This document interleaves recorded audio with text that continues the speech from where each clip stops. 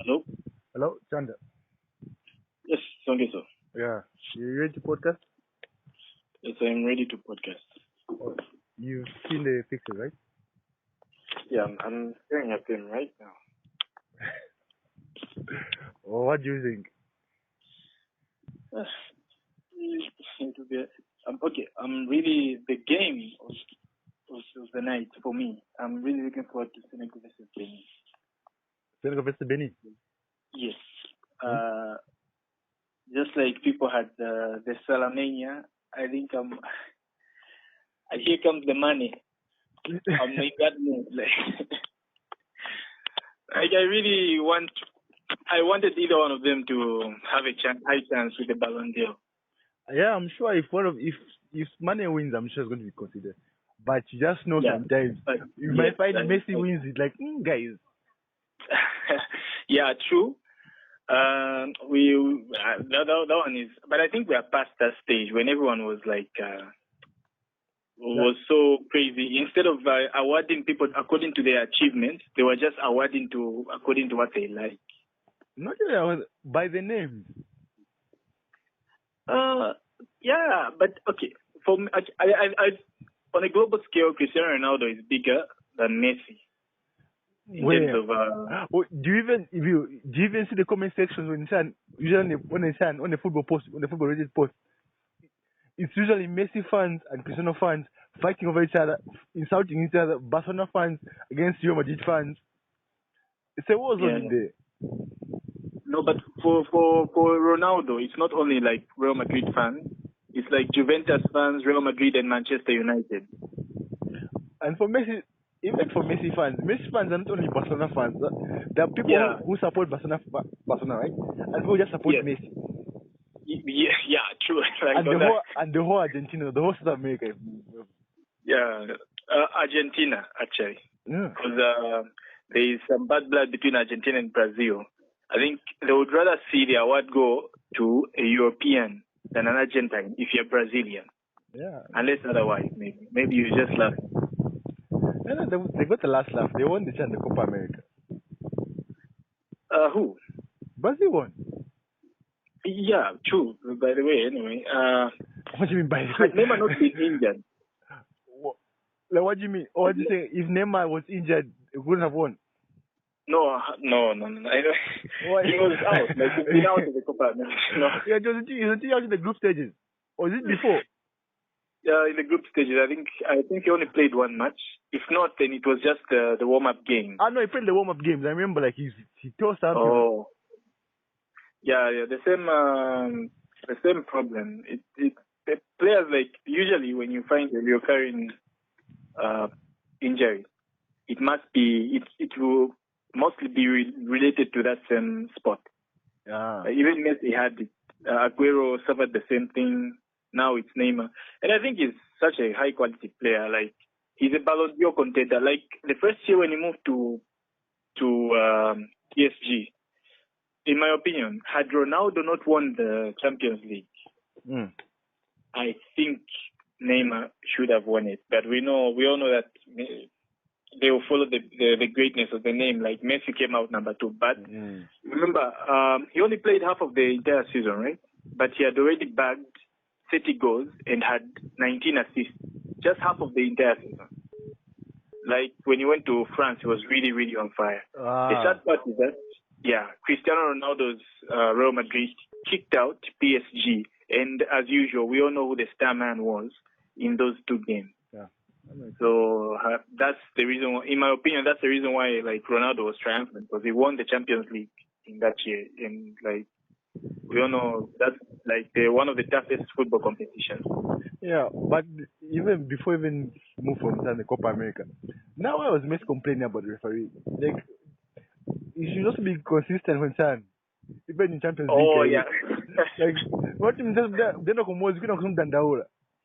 Oh yeah, when it comes to the Ballon d'Or, he should also say the same thing. Yeah, even the UEFA Champions League, like Barcelona when they're playing, even like guys, if they don't beat them like outright, the way Liverpool beat them, like where like it's stand, if it's like a 3-0 or something, if it's a close game, just know like the refs should be on their side.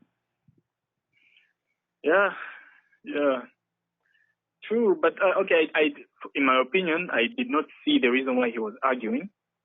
But sometimes yes, referees do make mistakes, and they do cost teams games. I'll give an example, like in the AFCON, the Ghana versus Tunisia match.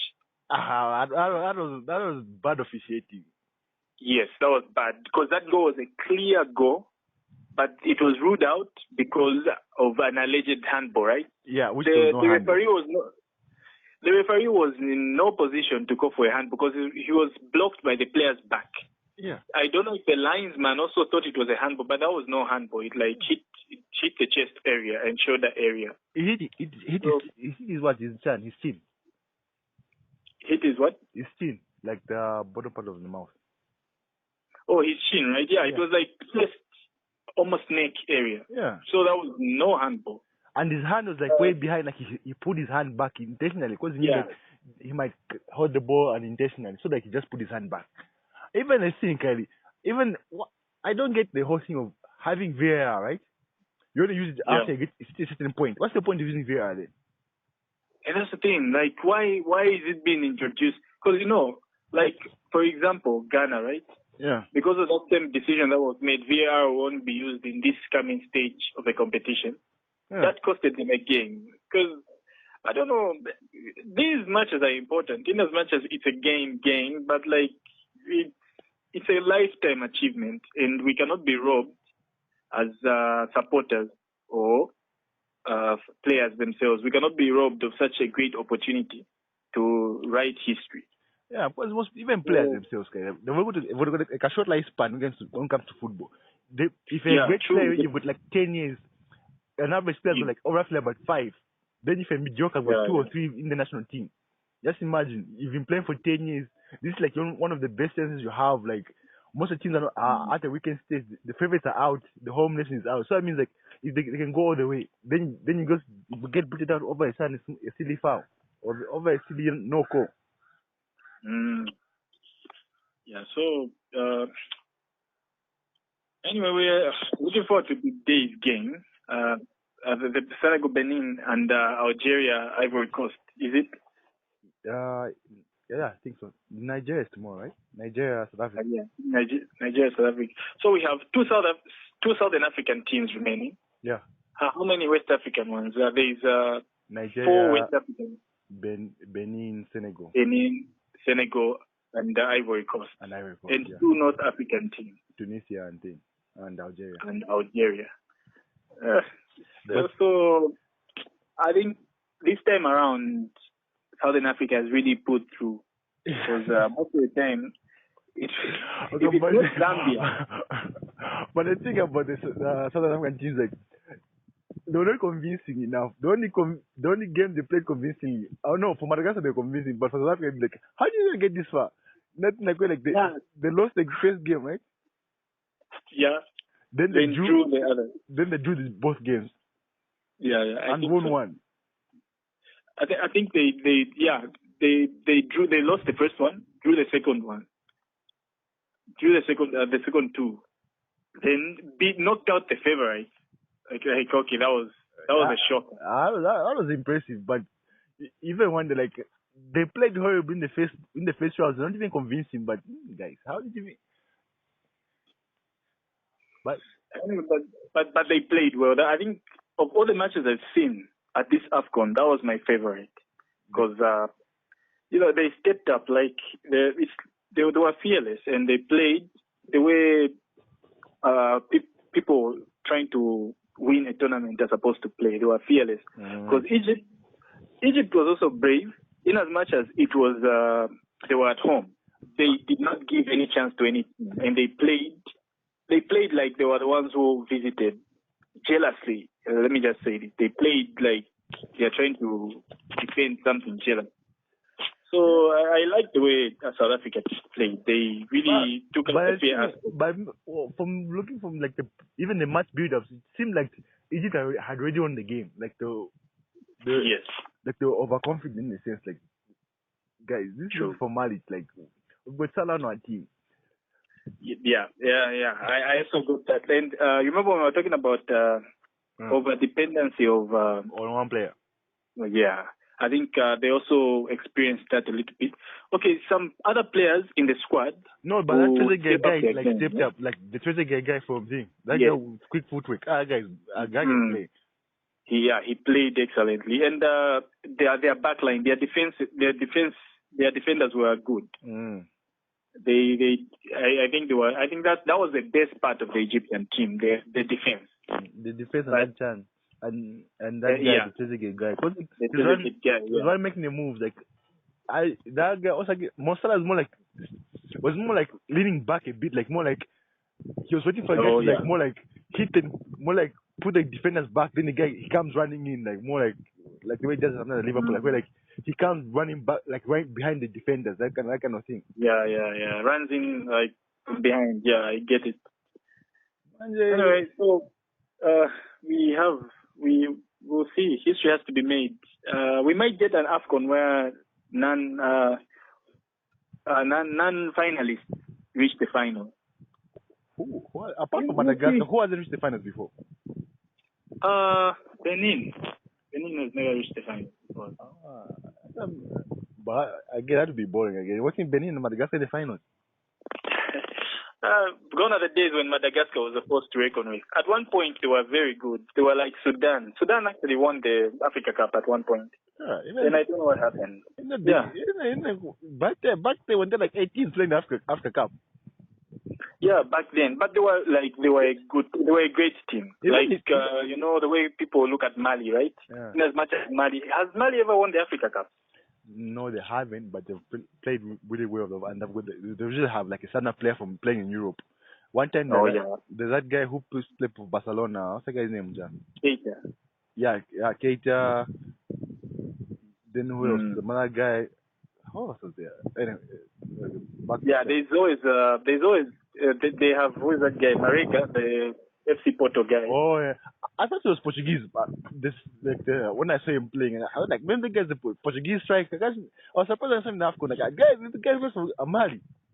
Oh. Because I saw an interview, he was speaking in Portuguese. So I was like, the guy, he spoke like very fluent. Like, No. So in fact, I got surprised when I saw the Nations League. He wasn't playing. Like, how can they leave out the guy from Porto? Like, the guy. Yeah, I get that. I also experienced that when I saw like one of these Spanish players, right? Yeah. Like Mariano Diaz, because he's got parents from Costa Rica, Dominican Republic. So I expected him in the Dominican Republic team. Wanted to see that he's playing for Spain, but he hasn't been called up yet. Yeah, that's the worst. Where you can? Yeah. And you know what? He was eligible to play for the Dominican Republic before the World Cup. Yeah. Serious? So he decided to go with Spain. And sit on the bench. Oh, and not even sit at home. Sit at home, not on the bench. Yeah, on the bench at home. You can buy a bench. Come on, guys. They're cheerleaders from home. Like, but that's the best against players sometimes. You think you're smart. Like, no, I would have better chance to play against these guys. I'll go to the World Cup and Euros. Can't you be? You won't even be considered. You know what also happened? What's that guy from Costa? The Atletico Madrid striker. Where like you took time for him to be breaking Diego Costa. Yeah, Diego Costa. Where like it was almost like he's almost past his prime now, but that's when he's now like champ sticking our team.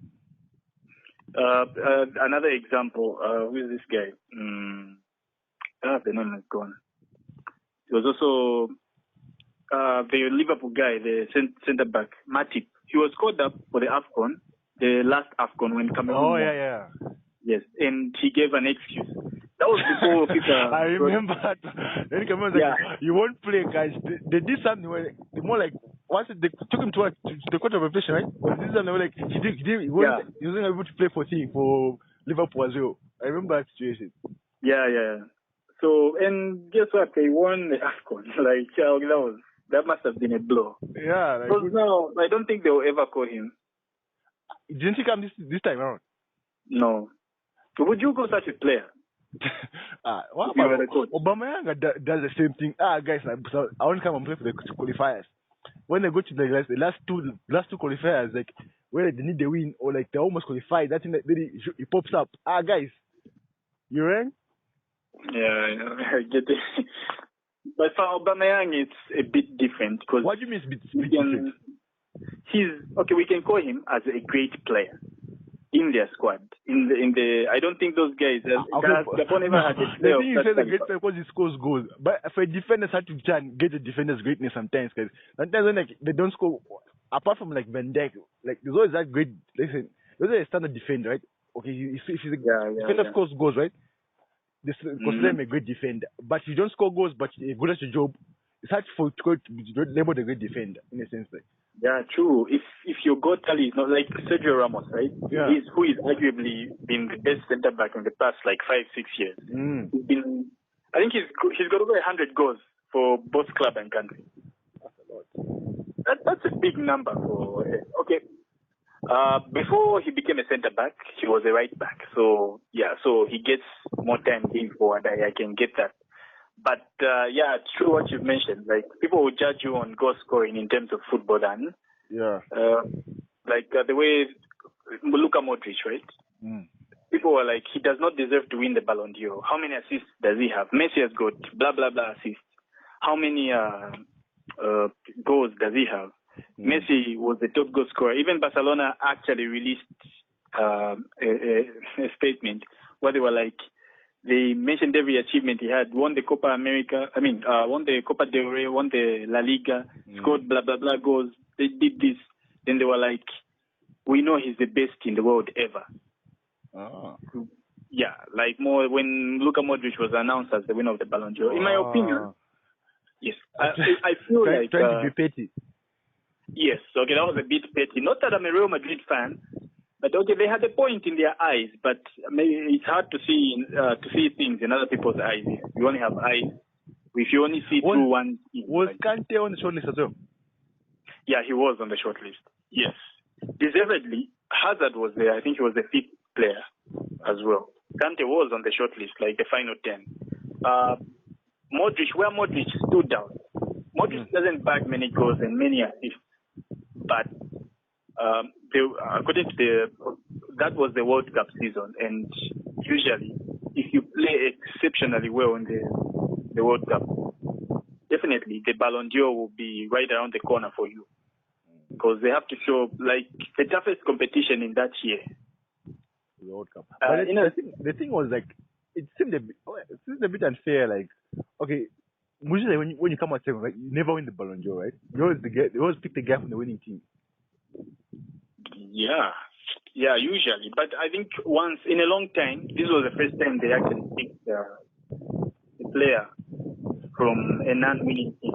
But Modric was like instrumental in all the matches in the entire World Cup. He played exceptionally well. It was that kind of thing. Like if he wasn't there in the squad, they would have lost. That's how effective he was. Rakitic was there. Yeah. No, but trust me, Modric. I get the point. Like, Chan, like if it wasn't for this guy, like Chan, the boring of Chan. If it wasn't for Modric and Rakitic, but mostly Modric, he would have Croatia would have been knocked out way before the final. They think a good team, Kufkonka.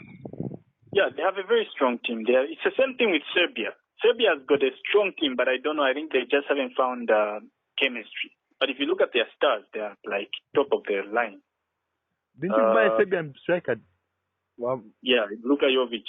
But honestly, what am I want to Real Madrid? Why buy a player who be still on the bench? Oh, he was the top goal scorer in the Bundesliga, and he played like 20, 28, 29, almost 30 goals in all competition. Yeah, he was the top goal scorer in Europe. He had 18 in all 28 in all competition, right? Yeah. Oh, but them I think like, okay, I'm not even a Real Madrid fan, but I was like surprised that move. Like you signed that guy. Oh, you were surprised? I think the reason why he was signed, Karim Benzema. That Benzema role.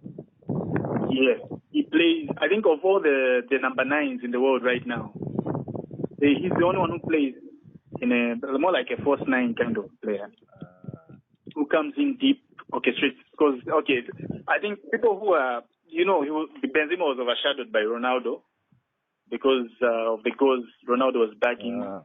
But I remember there was a match where Real Madrid won 4-0, and all the goals began with Benzema's attack. It's either he comes in, gets the ball, makes a pass, then another person makes an assist, but everything went through him. Yeah, but Benzema plays well. I remember the Brazil World Cup where France, Benzema was the captain, right? In 2014, yes. He played he was the heart of the team, he put the team on his back. Yeah, it's the same thing. We never saw it in all the games, but last season as well, when Real Madrid had a terrible season, played very, very well. The funny thing about Real Madrid sometimes I was wondering, you guys came out third, right? Yeah. I was surprised. There were people complaining, saying the pundits on TV, it's a travesty. In all my years, I've never seen Real Madrid so disorganized. Guys, I think the log you said in fact even at one point you're vying for you almost second among you almost close to Atletico at one point. They were above Atletico at one point, with 2 points. Yeah, so but then I don't know. They couldn't find the energy to continue winning. So it was a tricky period. And someone gets fired. I think in Spain, each country is a bit different. It's not about Spain. It's about Real Madrid. How's Nan survived? What's that guy's name? I think Madrid coach. Or Diego Simeone. Yeah. True. Let me put it this way. You're more likely to get fired as a Real Madrid coach if you lose against Barcelona than any other team. And you're less likely to get fired as a Barcelona coach if you lose against Real Madrid. That's just the way it is. Real Madrid, for so long, had been the best club in the world or in Spain. But Barcelona became a great force to reckon with when the Ronaldinho days. Barcelona was always been a very good club, but it wasn't really the best of the best before the days of remember when the Clivate, that's there's more a space of 8 years or 5 years in between Clivate's reign and when Ronaldinho's reign. Maradona, the 1992 when they won their first Champions League, right? That was right. Clivate was from mid-90s to early 2000s, right? Yes. They were good then. They had won La Ligas and things. They were vying for the UEFA Champions League. Yes, but they still. Do you know how many Champions League Real Madrid won in that same period?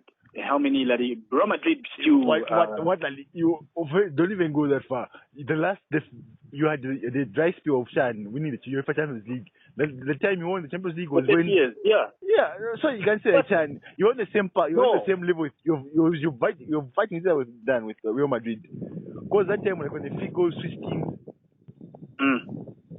Ronaldo, you signed Zidane. You know who won? Ronaldo. You won your first Champions League after a long while. Is it 98 or what's that? 98, right? 98. That was the first Champions League they won in 30 years. In 30 years. So that means someone was in the Champions League before you or during that time. Now listen to this. Do you know when Barcelona won their first Champions League? 1992. In between your 20 years, guys. So yes. Do you know when they won their second Champions League? 2006. Now in that same period, before 1992 and 2006, they had the Maradonas, they had the thing. Is that Maradona when? When was that?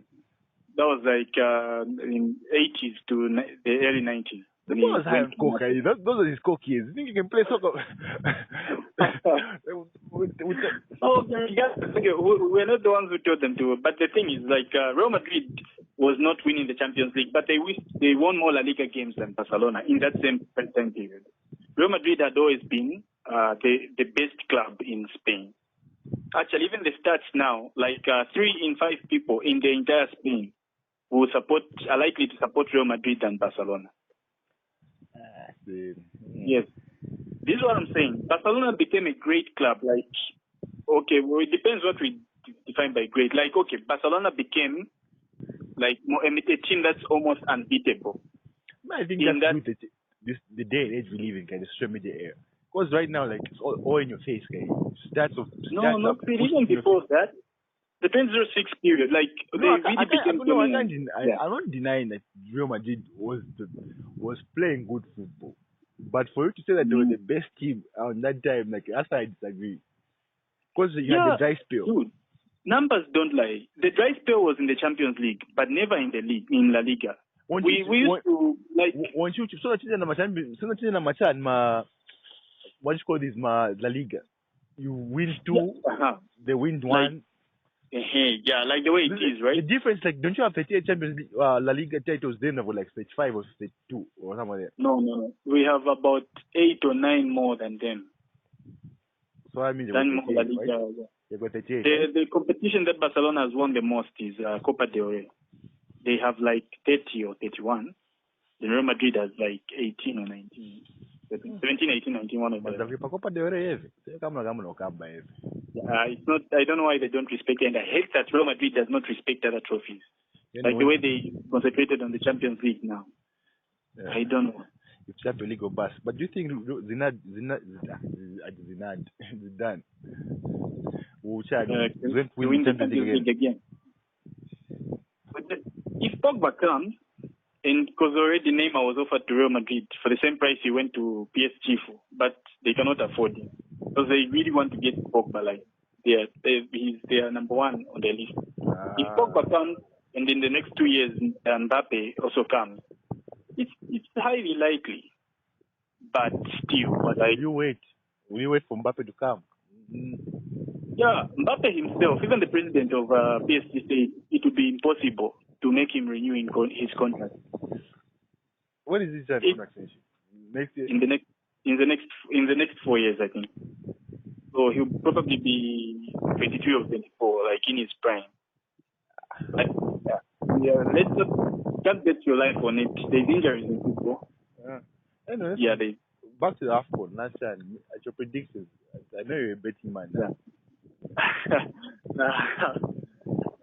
But I can't bet my life on it. I just try to. I haven't been consistently watching the AFCON that much and scrutinizing teams to make accurate predictions because I've been watching highlights a lot. Okay, let's just run them. But since there are 4 games left, right?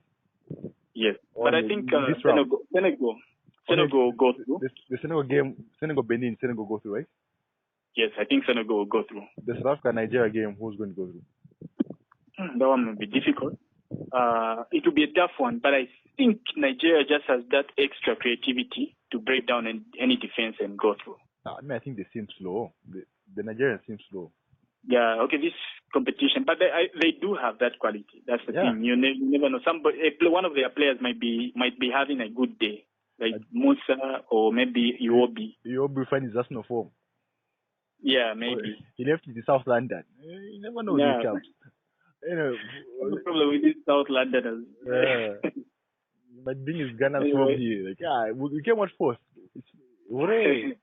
Then the Algeria, Ivory Coast. Ivory Coast has arguably the best squad in this AFCON, but they don't have the best team. Like, they just know. They haven't found that system that's working for them. So the better team wins. Algeria might beat them. I can see there's a possibility Algeria might beat them. Because they also struggled to beat the previous team, which was Mali. Yeah. Then what about the last one, the Madagascar-Tunisia game? The underdog. I think Tunisia will go through. Madagascar has been playing so well, like scoring early goals and everything, but there's always there's a bit of some luck leaning towards them, like a mistake from a player, then they capitalize on that. So they might meet a team that is so careful and not making mistakes. Oh, that makes sense.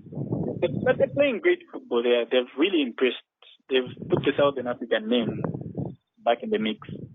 Yeah. It's just going to happen, man. Yeah.